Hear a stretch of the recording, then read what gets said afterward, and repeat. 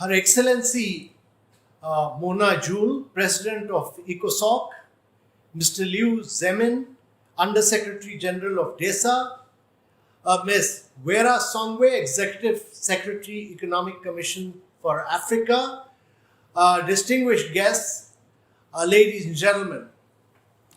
Madam President, on behalf of Government of India and National Institution for Transforming India, I express my solidarity with all the countries fighting the pandemic and addressing the social and economic crisis induced by it in one way or another. These are truly unprecedented times, extremely challenging times. Every action we take will influence the world we envisioned when we joined hands 5 years ago for realizing the 2030 agenda. Collective action through international cooperation is more relevant and important than ever before.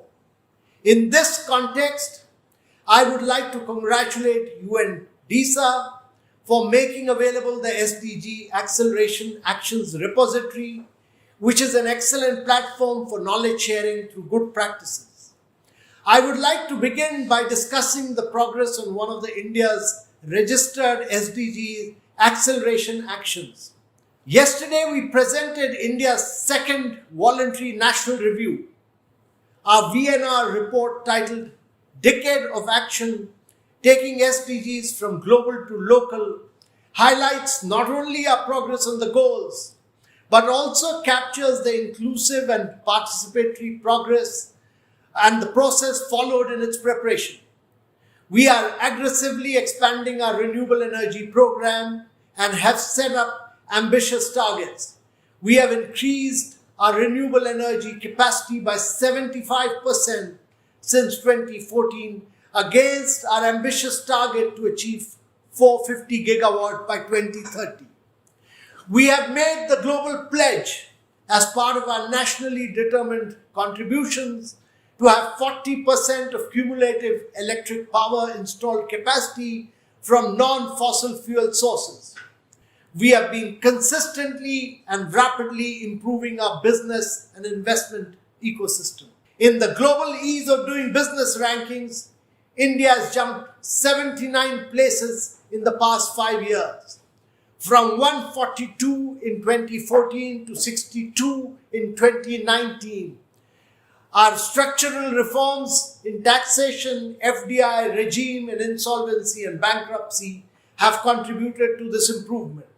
No other large country in the world has been able to make such a notable jump. 21st century challenges need 21st century solutions. The role of innovation is critical in designing solutions for SDG acceleration and building back better. Today, India is the third largest startup ecosystem in the world, with the third largest number of unicorns. We firmly believe that these disruptions in the innovation and entrepreneurial ecosystem will accelerate our pace of achieving the SDGs. Madam President, today India runs the world's largest health insurance scheme. Our Ayushman Bharat covers 500 million persons who form the bottom 40% of our population. In April this year, we developed the mobile app Arogya Setu for the fight against pandemic through contact tracing, which was downloaded over 140 million times in the first couple of weeks. The COVID-19 pandemic has also made us realize the power of collectivized problem solving. Invigorated and renewed synergy between the government and the private sector has resulted in over 400,000 PPEs and 220,000 N95 masks being manufactured in India every day. In February this year, we were producing none, absolutely zero. This aligns closely with our flagship Make in India approach, through which we aim to become a globally competitive manufacturing hub.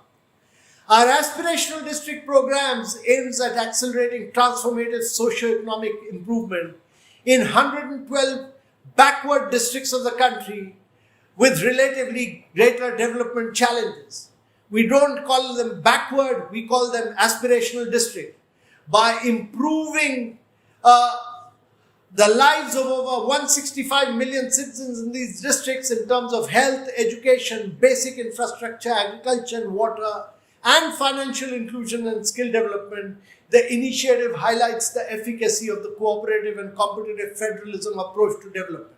Sharing SDG acceleration actions and successes will be incomplete without discussing SDG localization in India. Fostering subnational peer learning and competitiveness is the approach we took when we released the world's first government-led subnational SDG index in 2018. The SDG India Index and Dashboard, which annually ranks our states based on the SDG performance, has reshaped the SDG framework adoption and localization discourse in the country. It has resulted in subnational entities instituting monitoring systems and preparing development strategies aligned to the goals of 2030 agenda, which are customized to the local and hyperlocal context. In terms of utilizing fast-paced technological disruptions, I cannot emphasize enough on the importance of having an integrated approach towards problem solving in public policy. We did not address financial inclusion by looking at bank accounts in isolation. An ecosystem built around the convergence of 385 million new bank accounts, 1.2 billion unique identity of Aadhaar and mobile telephony has been key to this success. Madam President, before I conclude, I take this with profound gratitude and deep appreciation for the frontline workers, doctors, nurses and scientists across the world. I thank them they've been risking their lives to keep us all safe. When challenges are dynamic and unprecedented, peer learning and knowledge exchange are of utmost significance. We are deeply committed to foster the spirit and accelerate progress on the SDG targets by not only focusing on the recovery, but by building back better for long-term transformation. Thank you, Madam President.